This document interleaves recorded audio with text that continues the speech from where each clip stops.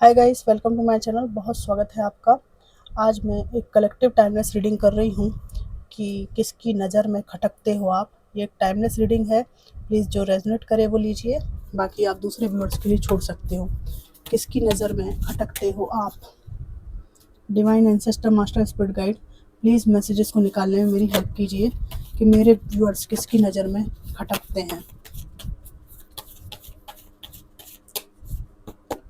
Thank you divine, thank you so much. आपकी personality, आपका aura, ठीक है, जीवन में आगे बढ़ने की ललक और हमेशा शिखर पर रहते हो आप, ये चीज़ दूसरों की नज़र में बहुत ज़्यादा चुभती है। स्टार का कार्ड आया आपके लिए। बहुत ज़्यादा आप सक्सेसफुल हो, प्रगतिशील हो, ठीक है, प्लस प्योर हो। तो ऐसी प्योर आभा हर किसी व्यक्ति में हो ज़रूरी नहीं है, तो इसलिए सहज भाव से ही लोग आपके आभा मंडल से जलते हैं। वाइट कलर, सिल्वर कलर और क्रीम कलर आपका फेवरेट हो सकता है, ठीक है। आपने अपनी ज़िंदगी में बहुत सारे रुकावटों के बावजूद भी अपनी लाइफ में अपने को शिखर पर पहुंचाया है। एक वक्त आपका ऐसा है कि जहां पर आपने अपने बच्चे को अकेले पाला है और कुछ लोग अभी भी उस दौर से गुजर रहे हैं, लेकिन इसके बावजूद भी आपने अच्छी जॉब को पाया है, अच्छा फाइनेंस आपका है और इसमें आपको पथ प्रदर्शक आपके सिर्फ एंसेस्टर्स रहे हैं। ये काली बिल्ली इस महिला के आगे आगे चल रही है, ठीक है ना। अकेली हैं, ये अपने बच्चे को पाल रही हैं, लेकिन इनको सब कुछ डिवाइन द्वारा दिया जाएगा और इसीलिए लोगों की नज़र में आप खटकते हो, क्योंकि जो लोग नहीं सोचते ना ऐसा कि कोई अकेले आगे बढ़ पाए किसी के सामने हाथ फैलाए बिना, उन लोगों को आप बहुत खटकते हो। यहाँ पर कुछ लोग ऐसे हैं जिनके पास अच्छा परिवार है, ठीक है, संयुक्त परिवार में आप रहते हो और आपके स्पाउस भी अच्छे हैं, सब बढ़िया चल रहा है। इस बात से भी लोगों को जलन होती है कि आप ऐसे जुड़े हुए क्यों हो आपस में, जबकि आज के समय में सब कुछ विखंडित हो चुका है। आपके पास सब कुछ है, इस बात से जलन। आप में से कुछ लोगों के पास में एक ऐसे पर्सन है जिनका आपसे बहुत ज़्यादा आत्मिक लगाव है और ये फिज़िकल लव, मतलब फिज़िकल अट्रैक्शन से ऊपर उठकर आत्मीयता वाला प्रेम है, इसलिए आप लोगों को खटकते हो। कौन कौन लोग हैं ये। एक ऐसा व्यक्ति जिसने अपने जीवन में आपको हमेशा बैलेंस्ड बिगड़ा हुआ देखा है और इन्होंने ये भी देखा है कि इनके चले जाने से आप ज़रा सा ये आपकी ज़िंदगी से खस के और आपने अपना बैलेंस खोया। तो ये व्यक्ति आपसे जेलस है। ये कोई आपके एक्स हो सकते हैं, घर के कोई व्यक्ति हो सकते हैं जिनको ऐसी आशा रहती थी हमेशा कि आप इनके अधीन रहें, इनको फॉलो करें, इनको ओबे करें, लेकिन आपने कहा कि नहीं, मुझे अपना जीवन अलग जीना है और इनसे आप अलग हो गए।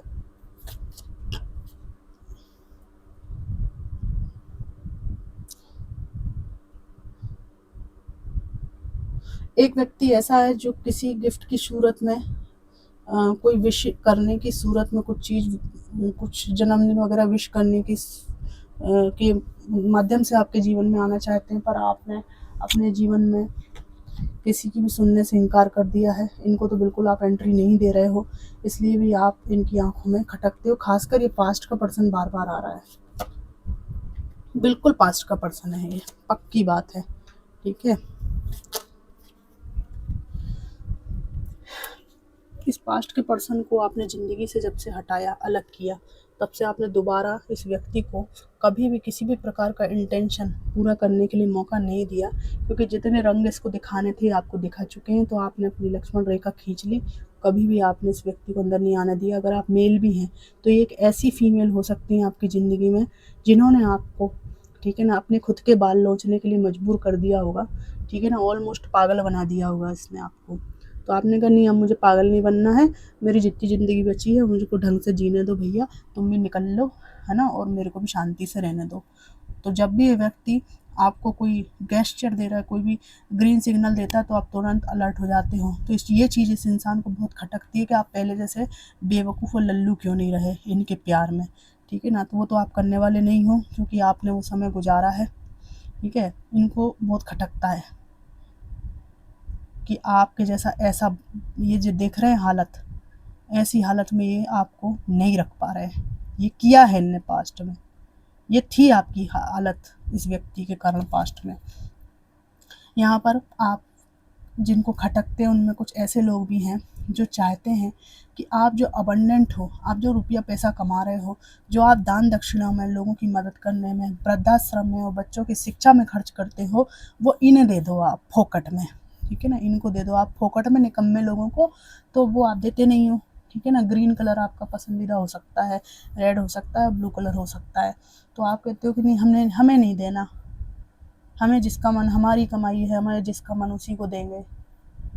तो वो चीज़ इनको बहुत खटकती है कि यार उनको दे सकते हो, हमें नहीं दे सकते, हमें भी दे दो 2-4 रुपये।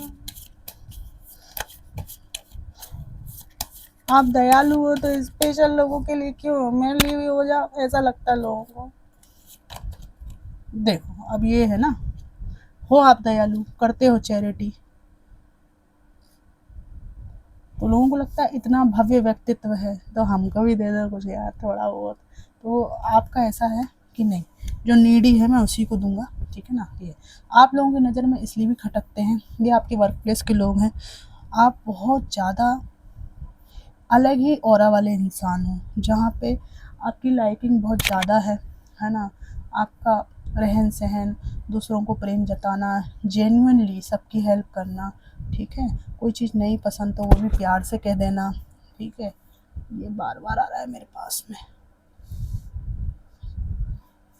तो जहाँ मना करना है प्यार से कर देना, किसी से भी ज़्यादा आपका वो नहीं होता है मतभेद। खासकर आपने अपनी कार्यशैली से सबको अपना वो बना रखा है, क्या बोलते हैं, मुरीद बना रखा है।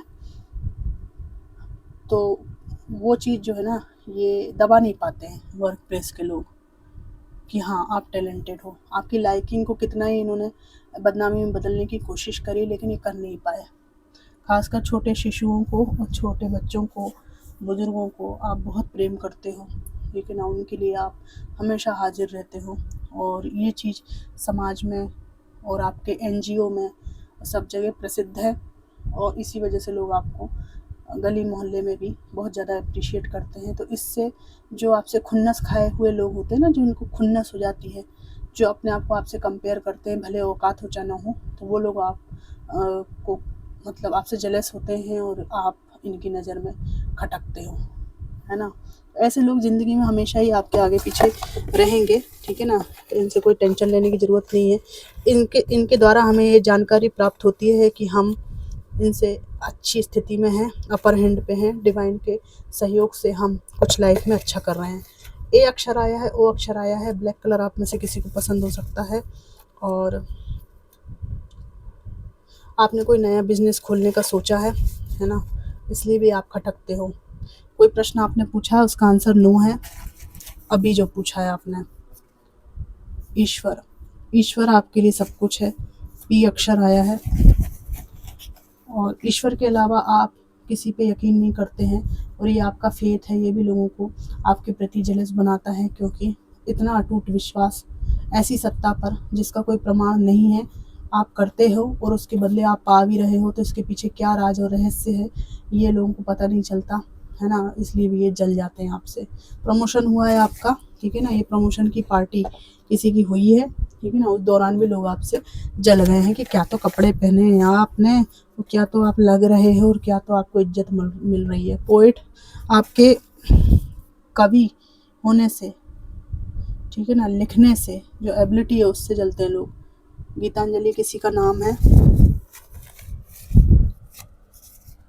मुझे इंट्यूटिवली ये मैसेज आ रहा है, रविन्द्रनाथ टैगोर का गीतांजलि का कुछ अंश आपने कहीं डाला था और उस पर कुछ विचार व्यक्त किए थे। इस बात से बहुत खुजली है किसी को, है ना, कि जो इंसान मतलब जो भी वर्क प्लेस कलीग है या पड़ोस में कोई है, वो आपसे अपने को कंपेयर करके आपके बराबर अपने को योग्य समझता है या समझती है, लेकिन जहाँ आपके साहित्यिक विचारों को, जहाँ आपकी पोएट्री को ये देखते हैं, और जहाँ आपकी विचार चिंतन प्रक्रिया को और विचार अभिव्यक्ति को ये देखते हैं, तो इनको लगता है how dare you.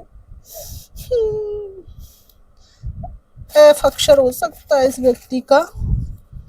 Grey colour आपको पसंद हो सकता है, ग्रे आपके पास कुछ है, ग्रे चीज़ है जिससे लोग जलते हैं। दीक्षा आपका नाम आया है, आरती का नाम आया है। और यू लुक्स गुड, ठीक है ना, अच्छे दिखते हो आप। अच्छे दिखते हो तो पहले भी आया कार्ड में, इसलिए लोग आपसे जल जाते हैं और आप इनकी नज़रों में बहुत ज़्यादा खटखट मचाते हो। तो फ्रेंड्स ये थी कलेक्टिव रीडिंग, और कैसी लगी, कितनी मैच करी, मुझे ज़रूर बताइएगा। खुश रहिएगा और ऐसे ही रहिएगा, ठीक है। Thanks for watching.